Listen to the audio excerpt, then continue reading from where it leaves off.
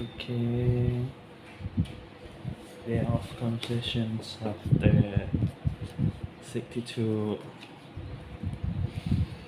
Lake Como, Italy, Monday, July 13, 4:30 p.m.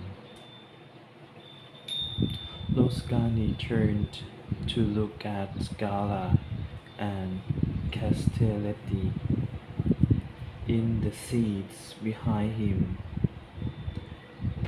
Then, with a glance at the jet helicopter's pilot, turned back to stare out the window. They had been flying for nearly 3 hours north along the Adriatic coast over the cities of Ancona, Rimini, and Ravenna, then inland toward Milan, and finally north again to drop down over the high hills and sweep across Lake Como toward the town of Bellagio. Gio, Bello, Bello.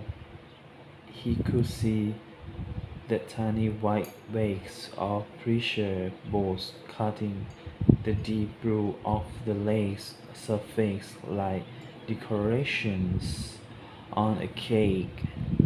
To his left, a dozen opulent villas surrounded by manicured gardens dotted the shoreline, and to his right, the steep hillsides dropped sharply to the lake itself. They'd been still in Pescara at the scene of the apartment house fire when he'd taken an urgent call from Tachia, a man thought to be Father Daniel Edison, had been brought to a private villa on Lake Como by collect Shat- Shutter Shutter Hydrofoil the night before. Gruppo Cardinals chief had said the hydrofoil captain had seen the broadcast of the continuing public appeal messages on television and was all but certain who his passenger was. Yes, he's been re- reluctant, reluctant,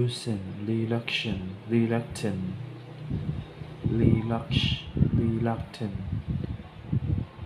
to say anything because Villa was very exclusive and he was afraid he might lose his job if he was wrong and accidentally exposed a celebrity of some kind. But then sometime his morning, his wife had convinced him he should notify the authorities and let them make the decision. Celebrity Loscani started as the pilot banked sharply left and dropped lower over the water. Who the hell cared who got exposed if they were on the right track? Time was more critical than ever. The body found in the rubble and had had been that of Giulio Fanelli, the wife of Luca Fanari. The man who records has rented an ambulance from the slain propri- proprietors of the ambulance company in Pescara. Yola Fanari had been dead before the fire began, killed by a sharp instrument, probably an ice pick, inserted into the skull at the base of the brain. For all intents, she was pi- pissed, pissed the way a biologist might dispatch a fall. He was about a dissect,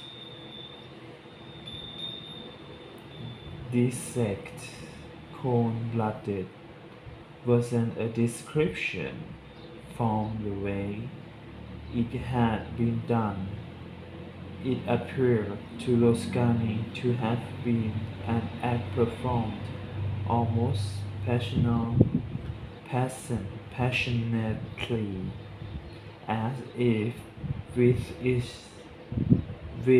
each involuntary succumb and muscular joint the victim gave as her brain was slowly and deliberately crushed inside her skull.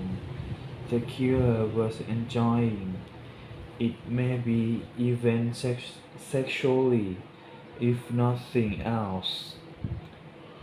The sheer inventiveness of the act told him the preper, per, perpetrator, the perpetrator was a person with absolutely no excess of conscience, a true psychopath who had complete indifference to the feeling, pain, or well-being of other people, a human being truly evil from birth. And if this psychopath was that illusory third person, Loscani could eliminate the they of it, because everything told him the murder had been done by one person alone, and he could eliminate the she as well, because it would have taken enormous strength to kill Giulia Fanari the way it had been done, meaning almost without doubt.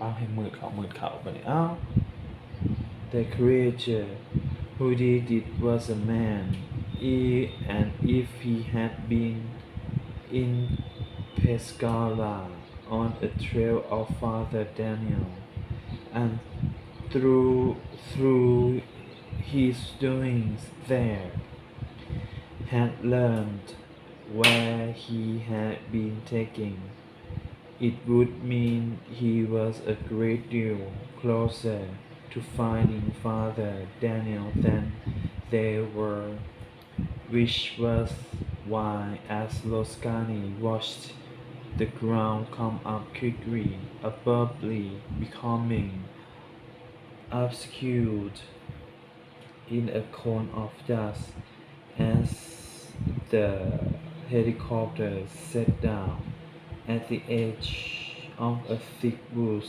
near the lake. He prayed to God that the injured man delivered to the villa was indeed the priest, and that they would get there first before the man with the ice pick. Thứ ba